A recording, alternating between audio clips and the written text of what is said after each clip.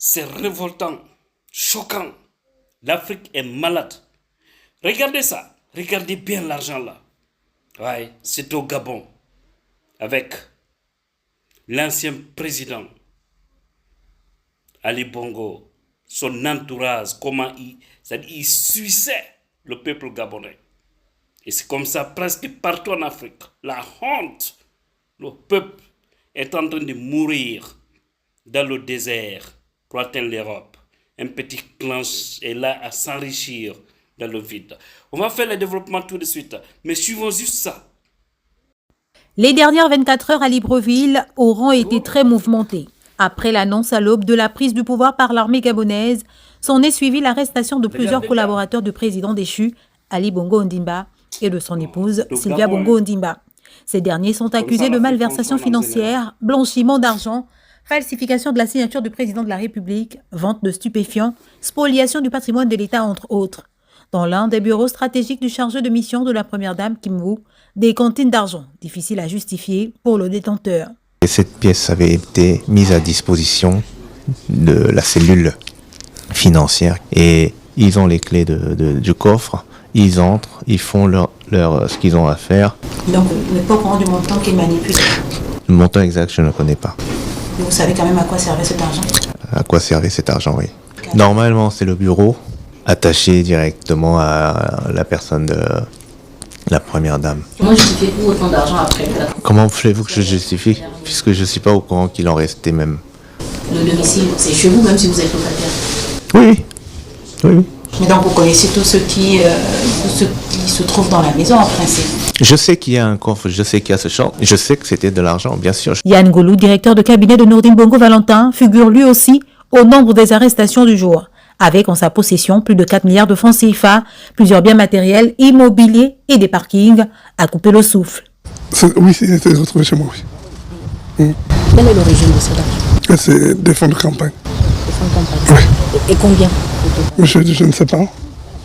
Je ne sais pas s'ils ont dû compter, je ne sais pas. Une estimation?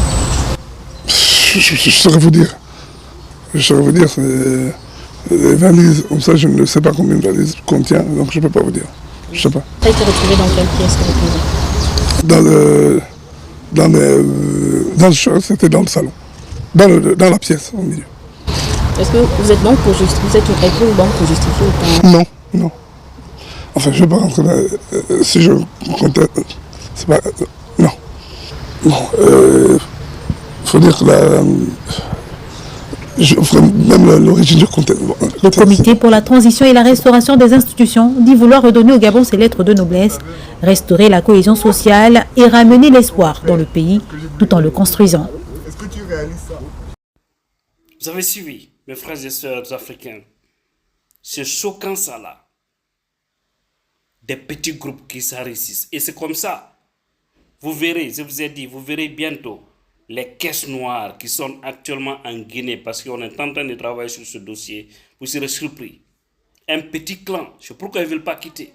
C'est comme ça, je vous dis, presque partout en Afrique, presque. C'est le président, son entourage, son clan, sa famille, la famille de son entourage. Ce sont eux qui tirent le bénéfice des avoirs du pays. Et ils prennent les autres comme des maudits. Hein? Vous voyez comment l'Afrique fonctionne? Comment ça peut marcher avec ça? Et quand les visionnaires, les réfléchis, les anticorruptibles du pays, c'est là pour dénoncer, pour que ces gens-là cessent leurs mauvaises pratiques, ils vous traitent de mauvais citoyens ou des gens, c'est-à-dire qui ne regardent que le mauvais côté. C'est pourquoi vous qui dirigez actuellement, faites beaucoup attention, partout.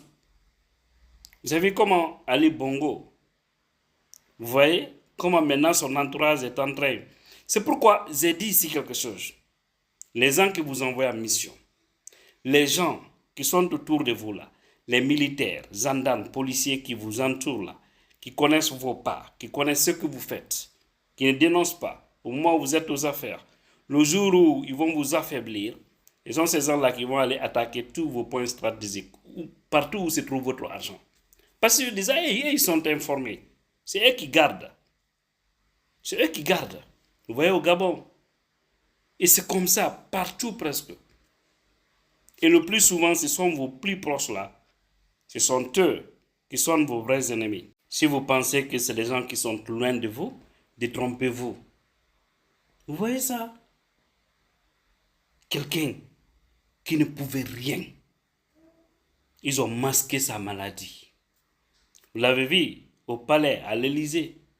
Même pour sortir du véhicule Ali Bongo, il ne pouvait pas. C'est des gens qui le tenaient. Vous l'avez vu avec Macron. C'est honteux pour l'Afrique. C'est honteux pour ceux qui ont été à l'école pour étudier. C'est honteux pour l'intelligence africaine. C'est honteux vraiment pour nous. Parce que vous êtes capable de garder quelqu'un à la tête du pays qui n'est pas à mesure de diriger correctement. Et vous qui le gardez, vous faites ça pour vos propres intérêts. Parce que là, vous pouvez nager dans l'argent.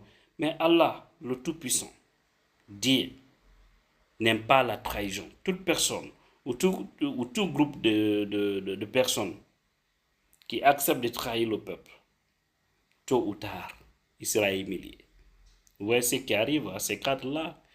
Ils fabriquent de l'argent, ils se partagent, et c'est des gens facilement qui peuvent acheter des villas à des filles de rien pour seulement une nuit. Une fille avec sa villa pour seulement une nuit. Ou 5 000 $ pour seulement une nuit. C'est l'argent mal acquis. Ou les faire voyager à Dubaï, à Paris, à New York, à Tokyo, Bangkok, un peu partout. À London. Et tout ça pour une semaine. Et après tout ça, ils remplissent leurs caisses ou les trouvent de business avec l'argent du peuple. Au même moment, il y a des enfants qu'on ne peut pas scolariser. Au même moment, il y a plein de citoyens qui demandent de l'aide sur les réseaux sociaux, cas de maladie. Des gens qui ne peuvent même pas se trouver 1 000 $ pour se faire soigner ou pour être évacués. Mais ces voyous, au lieu de s'occuper de ces gens-là, c'est de prendre des filles de rien, les envoyer pour faire la belle vie. Honte à vous. Tout cela doit changer en Afrique. Qu'Allah bénisse l'Afrique et tous les Africains. Conscients surtout.